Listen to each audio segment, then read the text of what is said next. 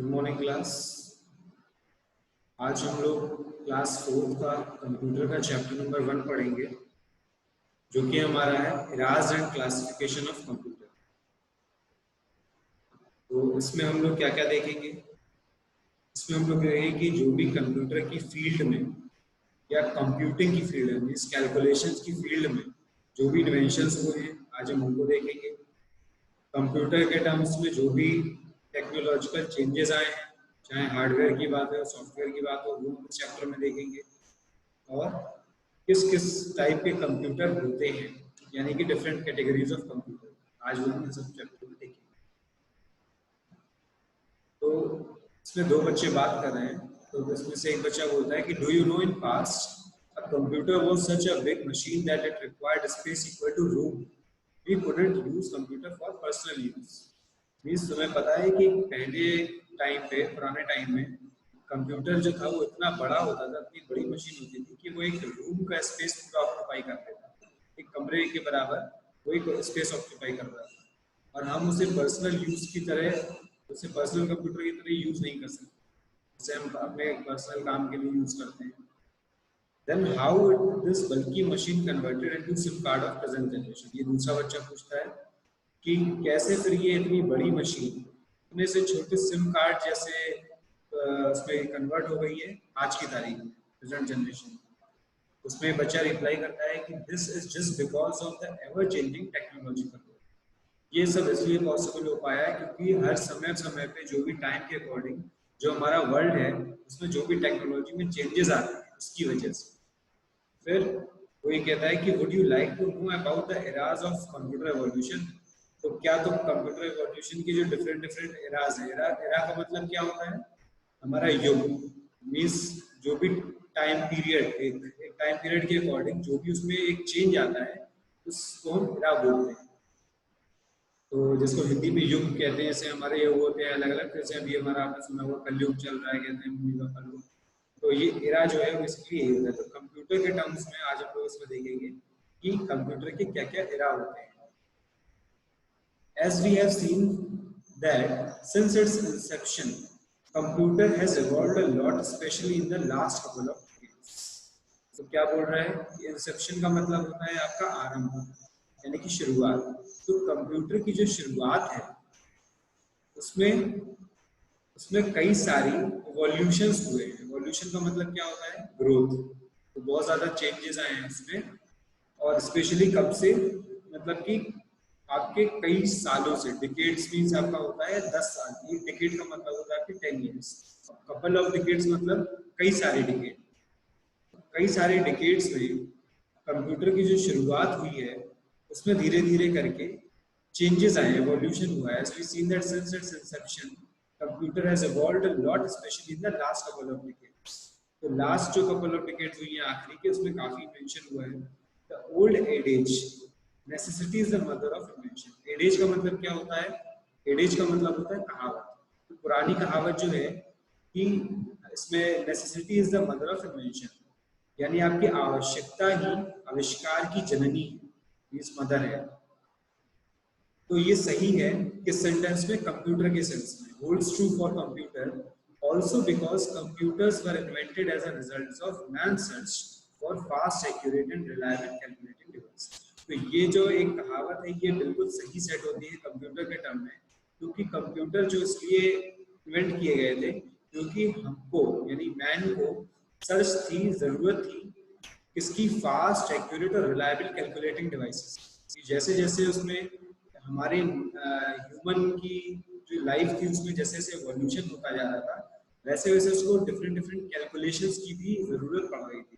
और वो calculation fast करने के लिए, एक्यूरेट करने के लिए, मतलब एकदम सही और रिलायबल करने के लिए उसको एक अच्छी कैलकुलेटिंग डिवाइस की जरूरत थी। तो वहां से ही हमारे कंप्यूटर का इन्वेंशन शुरू हुआ है। The evolution of computer is defined in the terms of various eras. तो हम जो कंप्यूटर का एवोल्यूशन देखने वाले हैं, एवोल्यूशन का क्या मतलब होता है? ग्रोथ।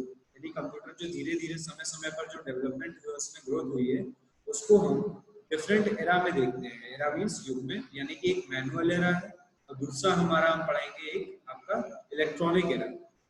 तो मैनुअल एरा मतलब मैनुअल हमें पता है कि कोई भी चीज जो हम अपने हाथों के थ्रू या अपने मैन पावर के थ्रू यूज करते हैं वो हमारा क्या होता है, मैनुअल का। तो इसी तरीके से जो कंप्यूटर का यूज यानी कि ऐसी कंप्यूटिंग डिवाइसेस का यूज जब हम अपना मैनुअली कर रहे थे उसे, तब वो सारे हमारे किसके अंडर में आएंगे, मैनुअल में। और जब हम इलेक्ट्रॉनिक यानी इलेक्ट्रिसिटी की हेल्प से हम उन डिवाइसेस को यूज करने लगे, तब वो किसमें आएंगे, हमारे आपके इसमें इलेक्ट्रॉनिक एरा में। तो आइए शुरू करते हैं। Abacus.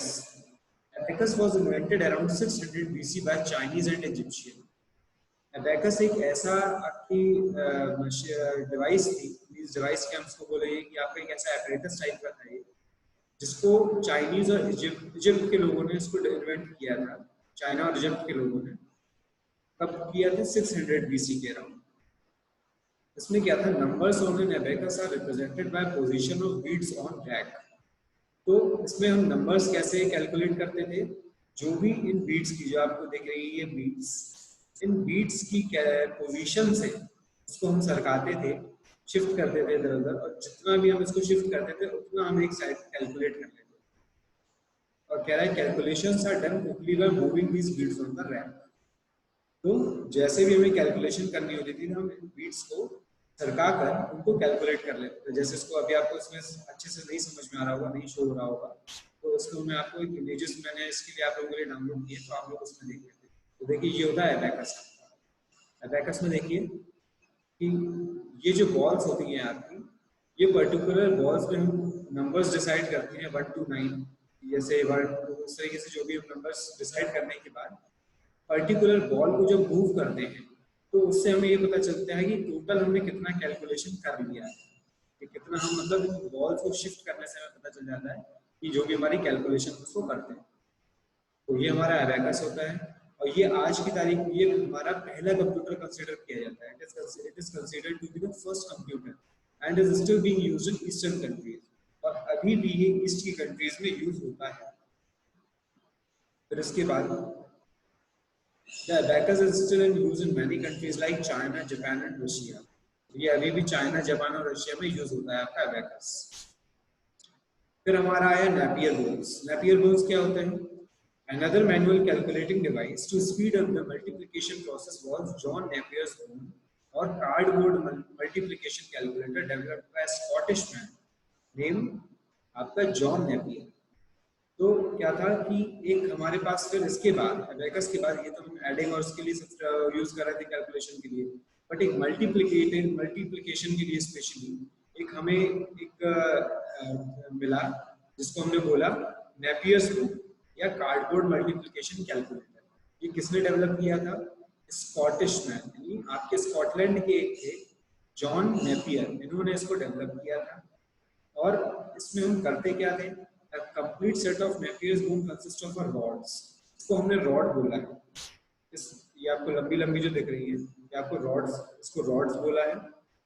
One for each of the digits 0 to 9 called bones, और इनको हम बोन्स कहते थे,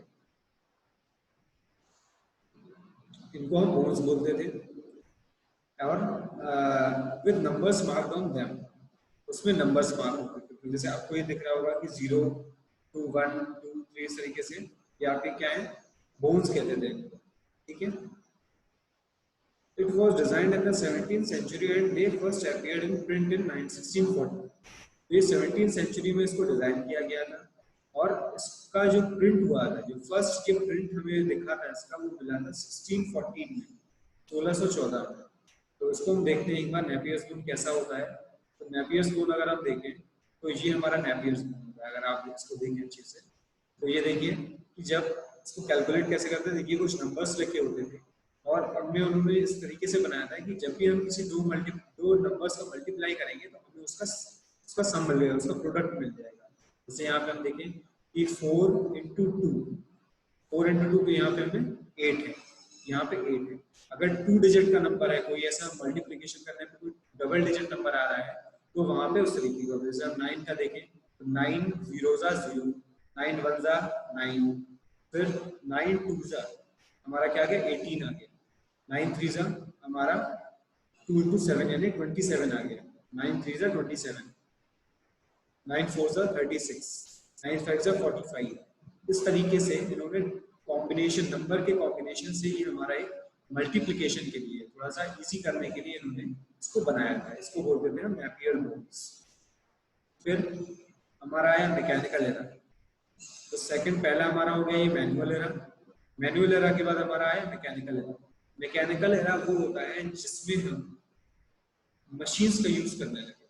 मीन्स थोड़ा सा हमारा अंतर ये हो जाता है कि मैनुअली देखिए इसमें हाथ से काम कर रहे थे, हर चीज हमें हाथ से करना पड़ रहा था या खुद से करना पड़ रहा था। बट अब उस काम को खुद से कर तो रहे हैं, बट थोड़ा सा हमें इसमें मशीन की हेल्प मिल जा रही है। तो उस एरा को हम क्या बोल रहे हैं, मैकेनिकल एरा। इसमें मशीन्स का एवोल्यूशन होने लगा कंप्यूटेशन के लिए, यानी कि कैलकुलेशन के लिए। तो पहला इसमें आया हमारा स्लाइड रूल। स्लाइड रूल जो था वो 1620 में, 1620 में विलियम ऑक्ट्रेड ने इसको इन्वेंट किया था। और another calculating device known as slide rule, इसी को हम स्लाइड रूल भी कहते थे। In a slide rule, two movable scales were used which help to perform large calculations of multiplication and division. तो इसमें क्या होता था कि स्लाइड रूल में हमारे दो स्केल्स होते थे जो मूवेबल होते थे, मतलब वो मूव कर सकते थे, और उनकी मदद से हम बड़े बड़े कैलकुलेशंस, जो कि मल्टीप्लिकेशन हो या डिवीजन हो, ऐसे बड़े बड़े कैलकुलेशंस हम उनको कर सकते थे। तो यहाँ पे हम लोग एक बार देखते हैं कि स्लाइड रूल कैसा होता है। ये आपका स्लाइड रूल देखिए, इसमें ये वाला जो स्केल है आपका, ये मूवेबल है पूरा, इसको हम स्लाइड कर सकते हैं लेफ्ट और राइट। और ये हमारा स्केल जो है इसके ऊपर स्लाइड करते हैं। तो ये हमारे दो स्केल्स हैं जिस पे हम इसको मूव करते हैं। इस तरीके से हमारा स्लाइडिंग रूल कहलाता है। और इसको हम बड़ी बड़ी मल्टीप्लिकेशन और डिवीजन कैलकुलेशंस के लिए तब यूज करते थे। तो हम देखते हैं यहाँ पे कि जो स्लाइड रूल था वो हमारा जो पहला अपोलो मिशन था हमारा 1960 का, उसपे नासा के इंजीनियर्स ने इसको यूज किया था। कब, जो भी वहां पे मून पे जो लोग लैंड कर रहे थे उनके लिए, the slide rule was used for landing man on the moon. कि जो भी मून पे लैंड करने जा रहा है, जैसे आपने सुना होगा कि मून पे फर्स्ट पर्सन जो थे नील आर्मस्ट्रॉन्ग ने लैंड किया था 1969 में। बट उस उनके लिए स्पेशली इन्होंने ये डिजाइन किया था 1960 की, कैसे हम वहां पे स्लाइड रूल की हेल्प से अपने मेजरमेंट्स को, मल्टीप्लिकेशन डिवीजन को कर सकते हैं, कैलकुलेशंस कर सकते हैं। तो ये नासा ने भी इसको यूज किया है। इसके बाद फिर हम देखते हैं, ये है आपका पास्कल लाइन। इसको हम बोलेंगे पास्कल लाइन। क्यों? क्योंकि ये ब्लेज पास्कल हमारे एक साइंटिस्ट हुए थे, मैथमेटिशियन थे ये बहुत, और साइंटिस्ट भी थे। तो इनका बहुत फेमस, तो आप साइंस में पढ़ेंगे पास्कल लॉ। तो इन्होंने ये किया था पास्कल लाइन। पास्कल लाइन क्या एक डिवाइस थी। इन 1642 the young French philosopher and mathematician Blaise Pascal developed another mechanical adding machine called Pascaline। तो उन्होंने एक एडिंग मशीन खरीदी कि हम अगर कोई भी चीज उसमें ऐड करते हैं तो हम इजीली इससे ऐड कर सकते हैं। तो ये किसने दिया था? एक फ्रेंच फिलोसोफर और मैथमेटिशियन थे, Blaise Pascal, which could add and subtract numbers। अब ये मशीन क्या कर सकती थी? कोई भी नंबर ऐड कर सकती थी और सब्ट्रैक्ट भी कर सकती थी। So Pascaline consisted of a numbers of gears and wheels। But इस डिवाइस में आप देखिए इसे गोल गोल आपको ये गियर्स दिख रहे हैं।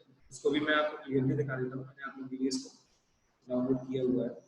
जैसे ये देखिए आप पास्कल लाइन, यहाँ पे आपका कैलकुलेशंस होते थे, ये आपको दिख रहे हैं, ऐड करना है या सब्ट्रैक्ट करना है, यहाँ पे आपके नंबर्स होते थे।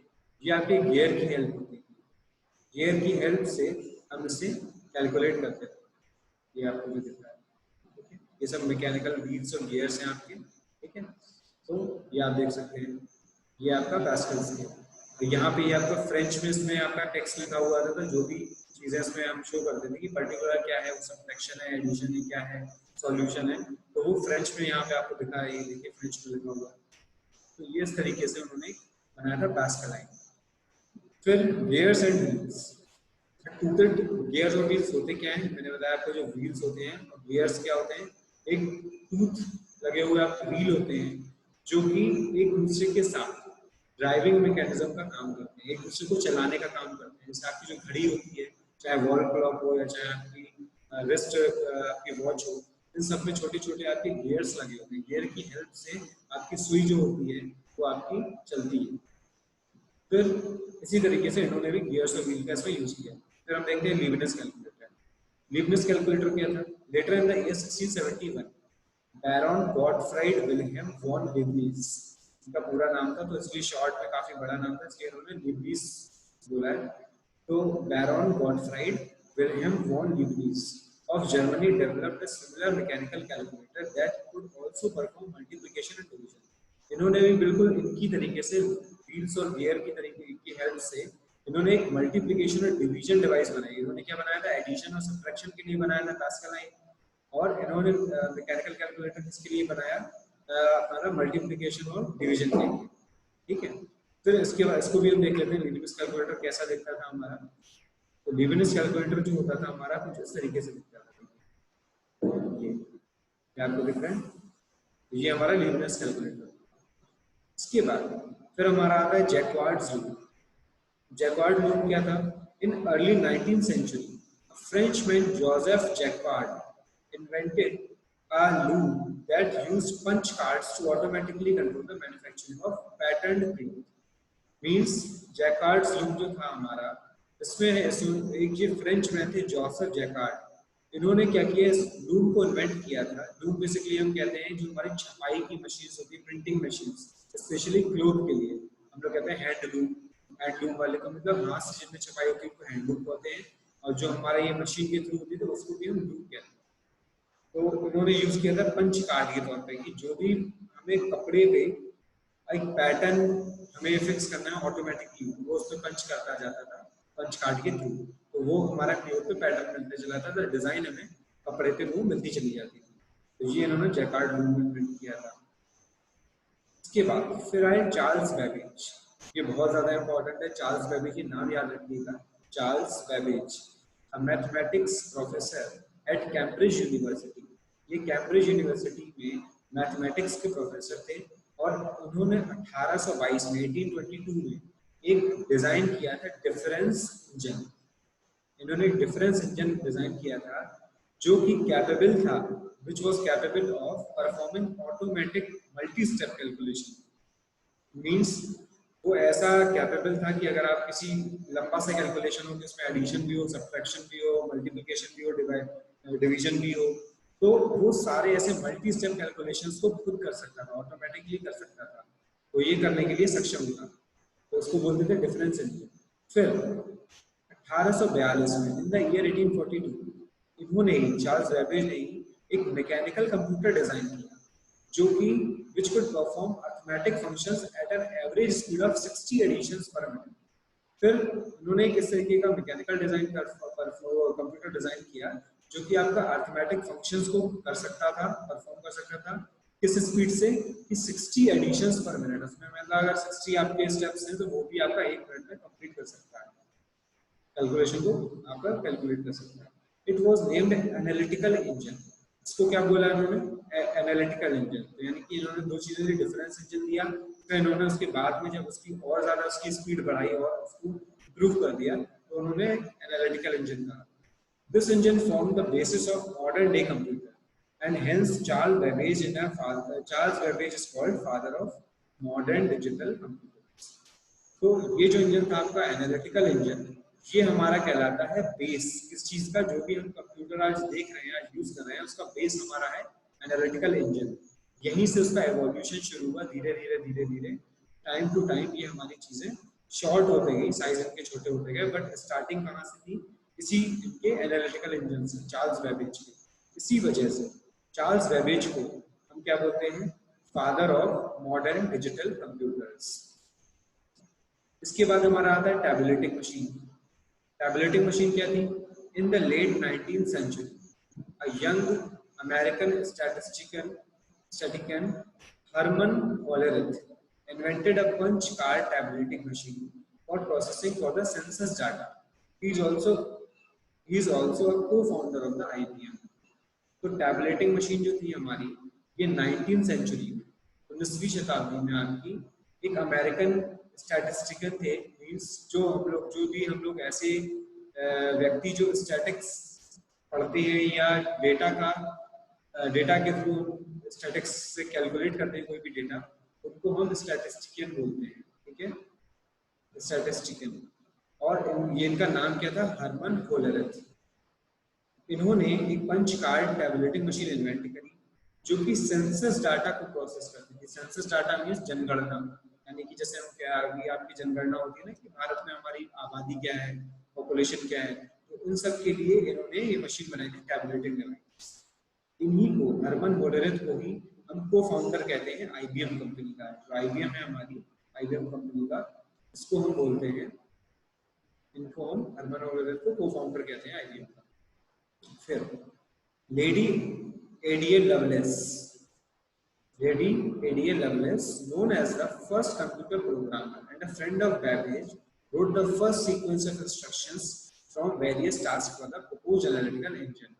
तो इन्होंने लेडी A.D.A. लवलेस ने पहला कंप्यूटर प्रोग्रामर थी, she was the first computer programmer, और इन्होंने अपने दोस्त जो चार्ल्स बेबेज थे, इनके दोस्त थे, इनके साथ मिलकर एक सेट ऑफ इंस्ट्रक्शंस लिखा, फर्स्ट सीक्वेंस ऑफ इंस्ट्रक्शन लिखा, जो कि डिफरेंट डिफरेंट टास्क परफॉर्म कर सकता था एनालिटिकल इंजन से। एनालिटिकल इंजन के लिए इन्होंने प्रपोज किया था उस इंस्ट्रक्शन के सेट को। फिर आता है बेल रिले कंप्यूटर्स, सॉरी, तो फिर हमारा आता है bell relay computers. In 20th century, under the direction of George Stevens or Bell Telephone Laboratories, 5 large-scale computers were developed which were capable of high speed and accurate calculations.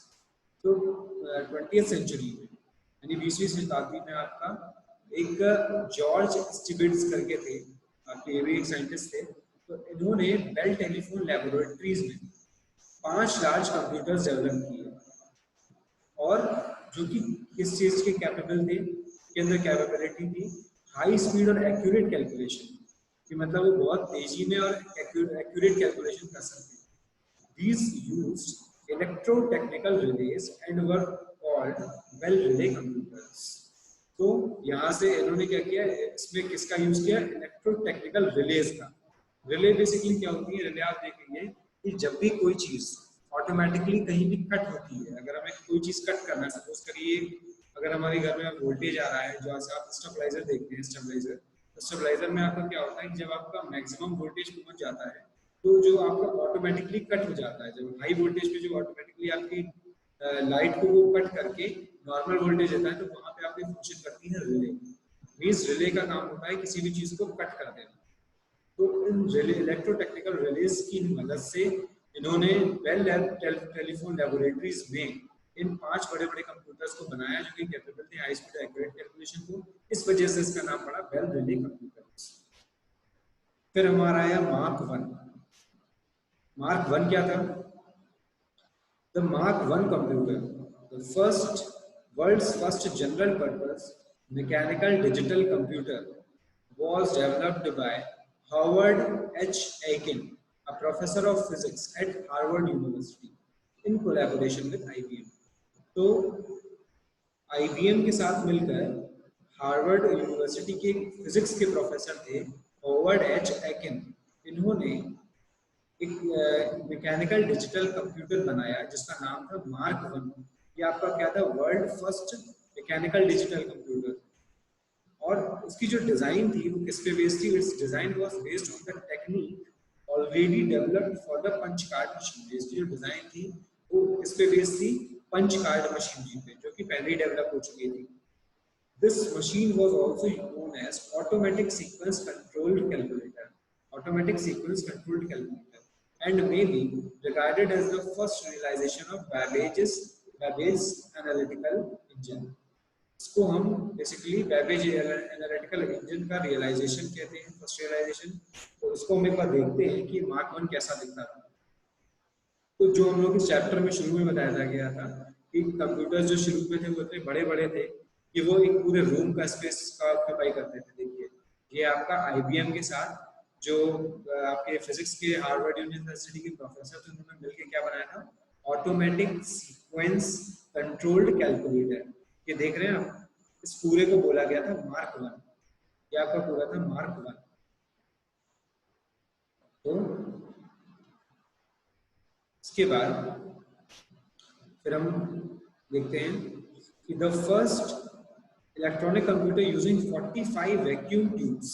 अब हमने ये पढ़ा है या आगे कभी आपके इसमें पढ़ेंगे भी कि जो हमारा फर्स्ट जनरेशन कंप्यूटर, जो हमारे पहले फाइनली कंप्यूटर थे जिनको हम यूज करना हमने शुरू किया, वो उसमें हमने वैक्यूम ट्यूब्स का यूज किया।